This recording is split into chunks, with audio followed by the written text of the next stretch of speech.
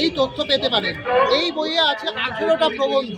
18টা প্রবন্ধের বিষয় কিন্তু সম্পূর্ণ আলাদা।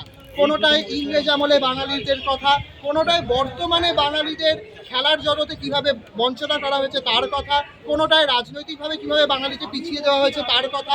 অর্থাৎ পশ্চিমবঙ্গের মাটিতে বাঙালি যে যে জায়গায় অসুবিধায় পড়ছে সেই জায়গাগুলোর কথা তুলে ধরা হয়েছে এবং তার সমাধান বলা হয়েছে। এইটা খুব গুরুত্বপূর্ণ, সমাধান। কেউ কিন্তু সমাধান বলে না, বাংলা পক্ষ বলে সমাধান। এছাড়াও আমাদের আরও একটি বই আছে। এই বইয়ের নাম হচ্ছে বয় বাঙালি বয় বাণিজ্য।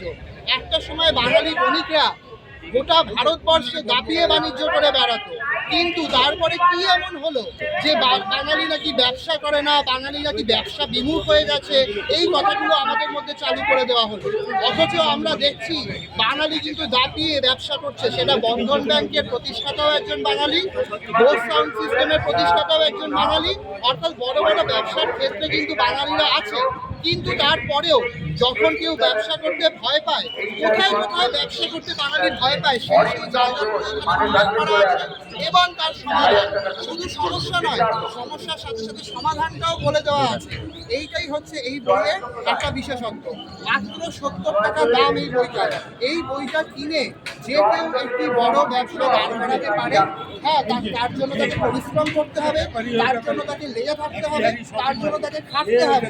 কিন্তু ডকুমেন্টেশন, জিএসটি থেকে শুরু করে আরও দলিল দস্তাবেজ যা যা দরকার সমস্ত কিছু কিভাবে পাওয়া যাবে, ব্যবসা এগোবে, সমস্ত কিছু কিন্তু এই বইটার মাধ্যমে বলা আছে।